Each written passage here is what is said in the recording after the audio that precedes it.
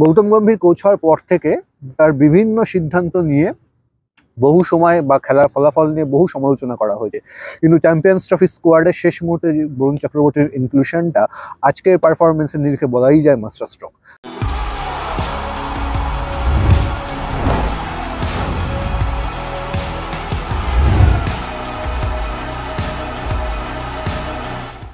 নমস্কার, উইলে আবার আপনাদের সকলকে স্বাগত জানাই।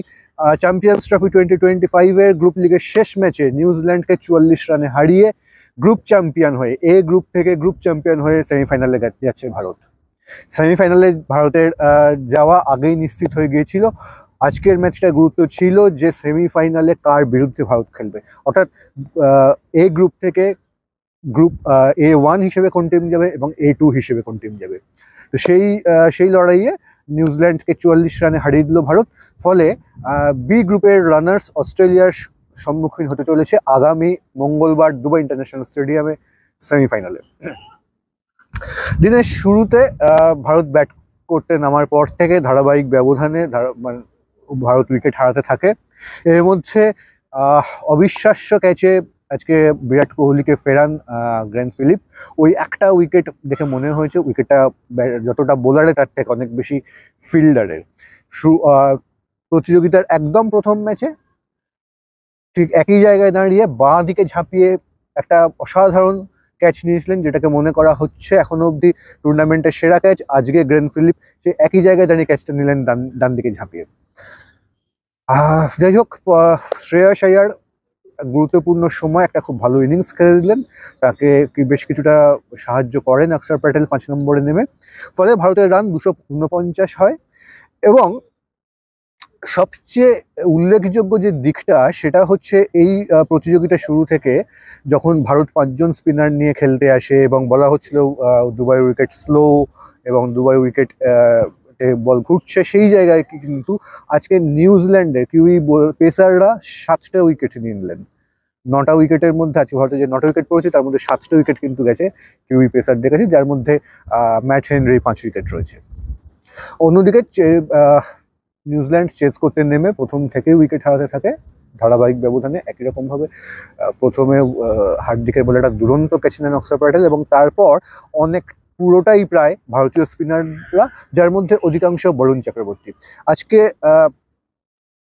গৌতম গম্ভীর কোচ হওয়ার পর থেকে তার বিভিন্ন সিদ্ধান্ত নিয়ে বহু সময় বা খেলার ফলাফল নিয়ে বহু সমালোচনা করা হয়েছে, কিন্তু চ্যাম্পিয়ন্স ট্রফি স্কোয়াডের শেষ মুহূর্তে বরুণ চক্রবর্তীর ইনক্লুশনটা আজকের পারফরমেন্সের নিরিখে বলাই যায় মাস্টার স্ট্রোকের সামনে বরুণ চক্রবর্তীর স্পিনের কোনো উত্তর বোধ আজকে ছিল না।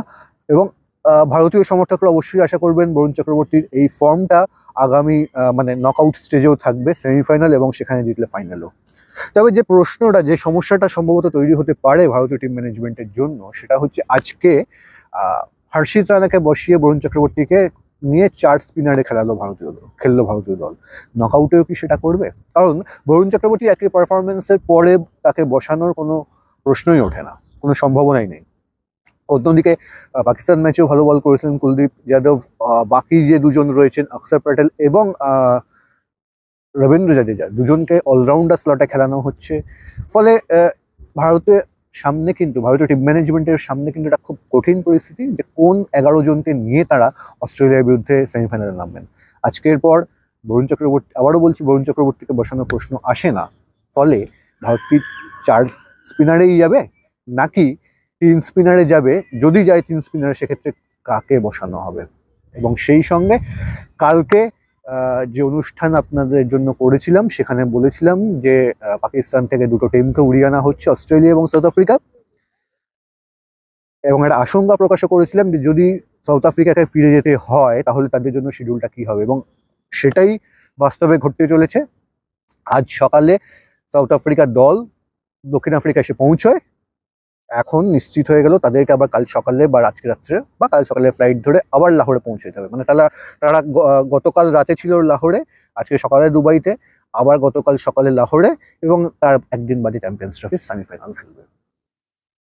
যাই হোক, সেটা তো ভিন্ন বিষয়। তবে একদিন বাদে সেমিফাইনাল, এখন আমাদের অবশ্যই সবার চোখ থাকবে যে 2023-এর বিশ্বকাপ ফাইনালে হারের বদলাটা নিয়ে চ্যাম্পিয়ন্স ট্রফির ফাইনালে যেতে পারেন কিনা রোহিত বাহিনী।